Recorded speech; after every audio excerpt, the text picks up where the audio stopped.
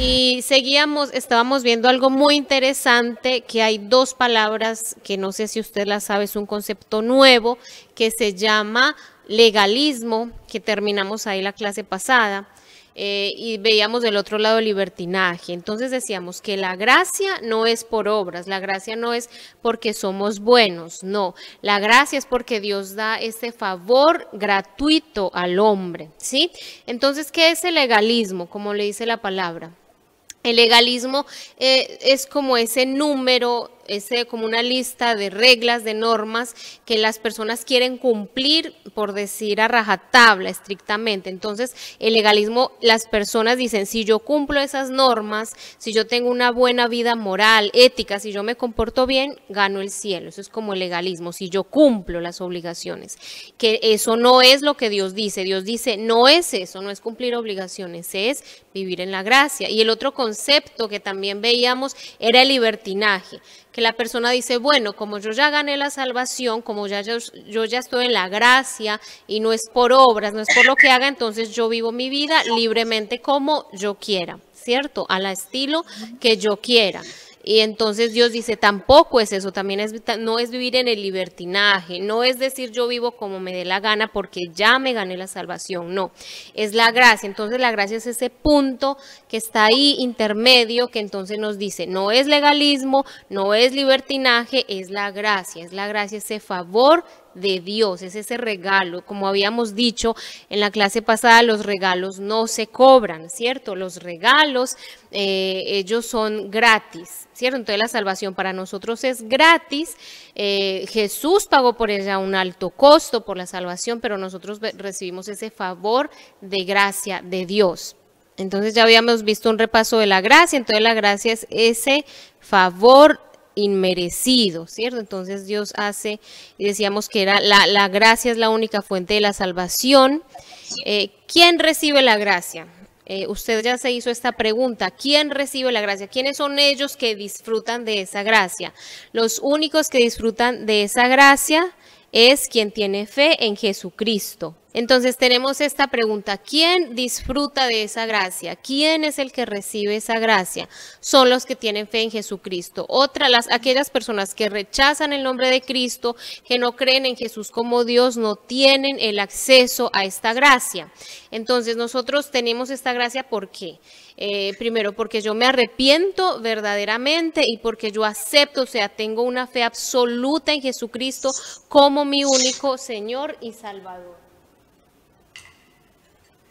Entonces son solo aquellos que tienen fe en Jesucristo.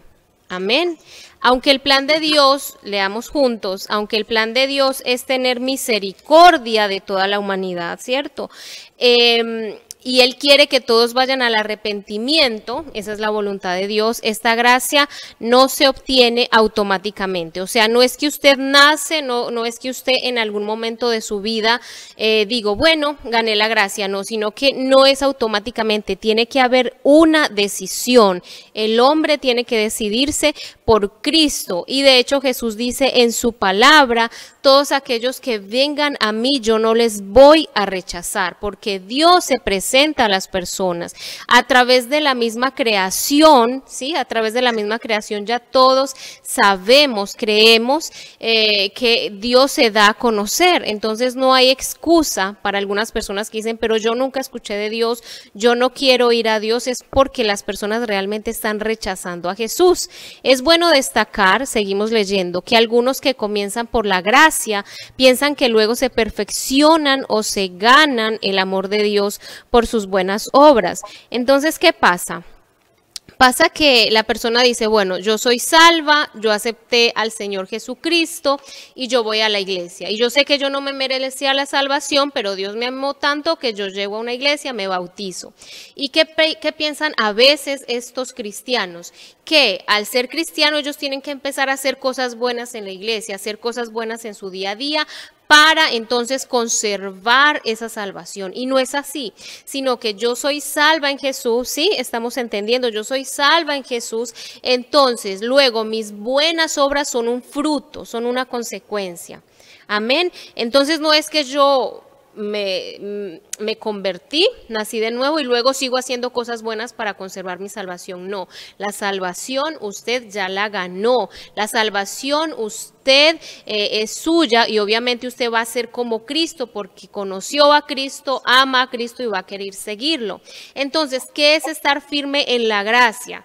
Primero, estar firme en la gracia, usted ya no tiene que comprobar que usted es digno del amor de Dios, porque usted tiene y goza del amor de Dios. ¿Qué es estar firme en la gracia? Saber que usted es amigo de Dios, que usted tiene la puerta de acceso a Él siempre abierta. Eso es estar firme en la gracia de Dios, que usted es libre de esa hoja que en la Biblia dice un acta de decreto, que era un decreto en su contra, donde decía Julano y Julana cometió esta lista de pecados y tiene que pagar. Usted es libre de esa lista, de ese decreto para pagar. Usted tiene libertad al estar en la gracia.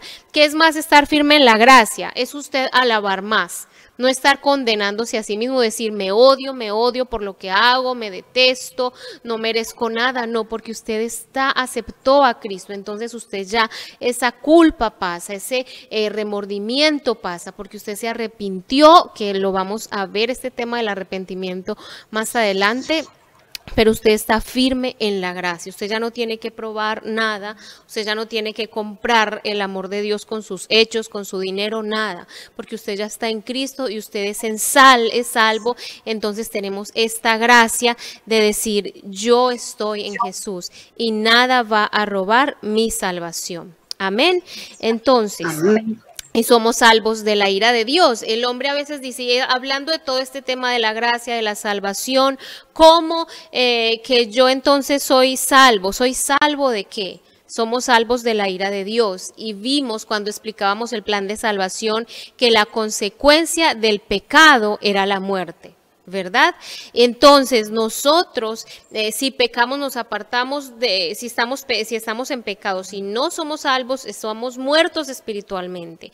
No decir que la persona muere su cuerpo, pero nuestro espíritu está muerto al no estar en Cristo, al no aceptar al Señor Jesucristo, estamos muertos y como este pecado tiene un pago, ¿cierto? El que peca tiene un pago, tiene un castigo. Cuando nosotros somos salvos, entonces somos salvos de la ira de Dios, somos salvos de vivir en la mentira en este mundo y somos salvos de ser esclavos del pecado. Somos salvos de luego ir a una eternidad lejos de Dios, somos salvos de un castigo en el fuego eterno. Entonces realmente estar en la gracia, que ya sabemos que es la gracia, nos vamos a aprender aquí de memoria. La gracia es ese favor inmerecido. Repita conmigo usted que está ahí.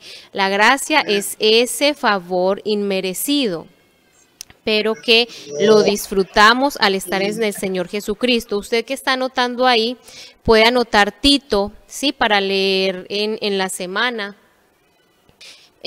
La Biblia, si usted leyó allá donde decía Efesios capítulo 2, que fue una tareita que dejamos, la Biblia dice que nosotros somos salvos por medio de la fe, ¿cierto? Por la gracia. Entonces la gracia es la que nos salva.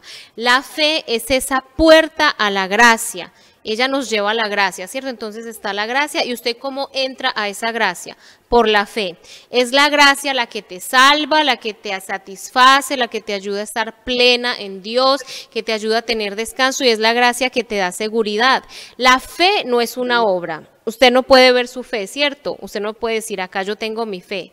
O esa es la fe de mi hermano. La fe no es una obra, no es algo tangible, no es algo que se ve y se toca. Entonces la fe no es obra porque ahí cumple la palabra. Nosotros no somos salvos por buenas obras o por llevar una vida moral, no, sino que es por la gracia del Señor, que nosotros nunca pudimos ofrecer nada, nunca pudimos negociar con el Señor.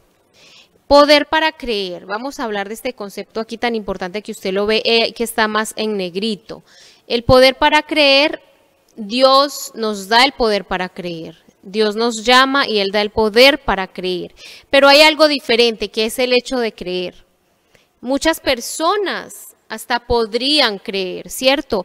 O sea, Dios les da una medida de fe, pero que hay algo diferente. No creen, le dicen no a Cristo.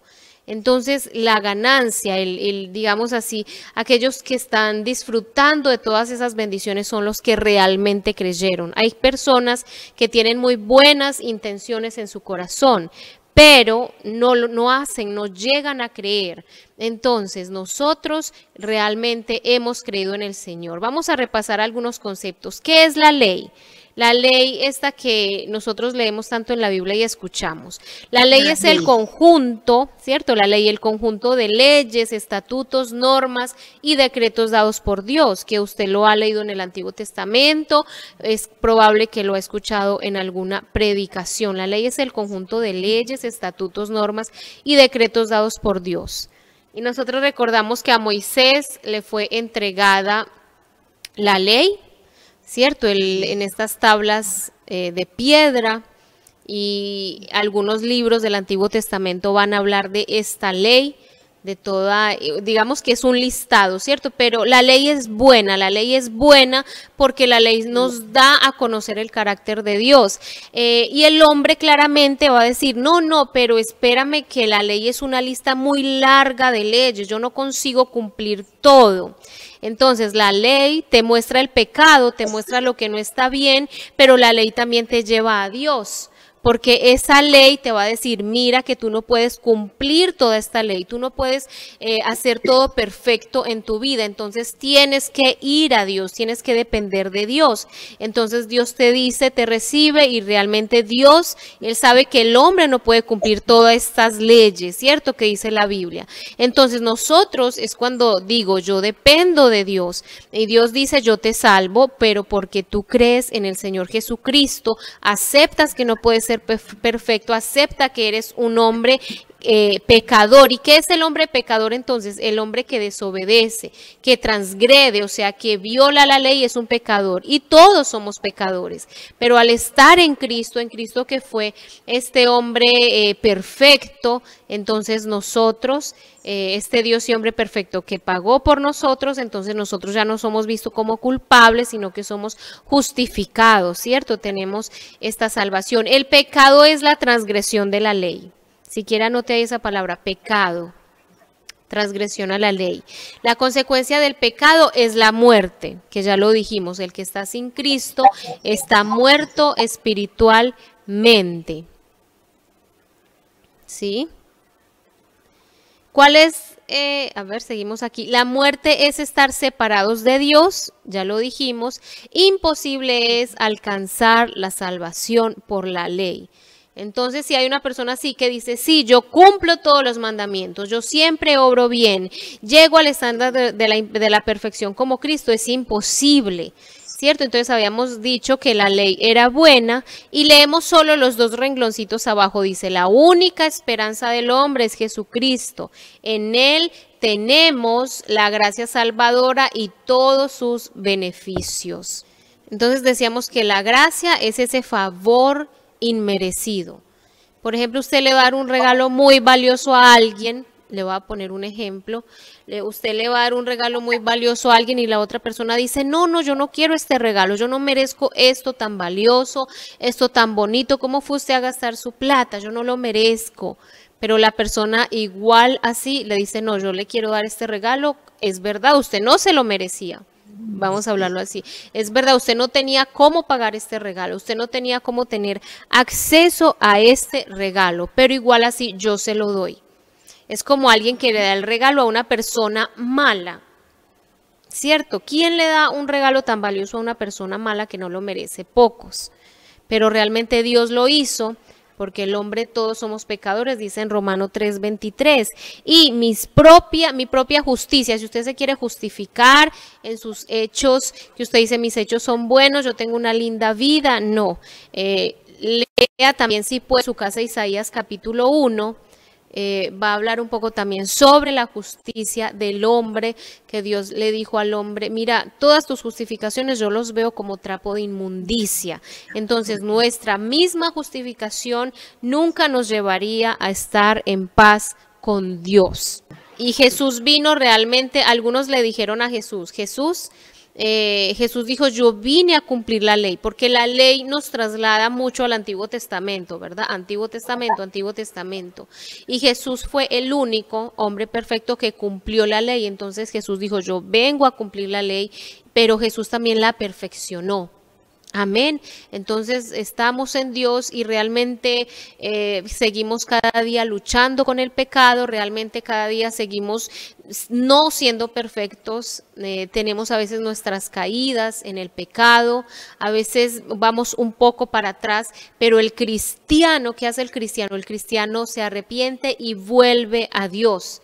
El cristiano retorna a Dios. El cristiano tiene esta virtud del arrepentimiento. El arrepentimiento no es solo para aquel que se convierte, porque algunos dicen, no, el arrepentimiento es solo hecho en el primer día que yo acepto a Cristo, me arrepiento y luego no tengo necesidad de arrepentirme más. No, el cristiano tiene este arrepentimiento que es en ese momento que tiene fe salvadora, confiesa el pecado, entonces esa fe salvadora, digamos, él nace de nuevo, pero el cristiano todos los días va a Dios en confesión de pecado, en arrepentimiento. No quiere decir esto de que yo peco todos los días en lo mismo, es un círculo que se repite todos los días, entonces Dios siempre me perdona y yo sigo pecando. No, el arrepentimiento muestra un cambio de comportamiento, que sería el tema de nuestra próxima clase, ¿sí?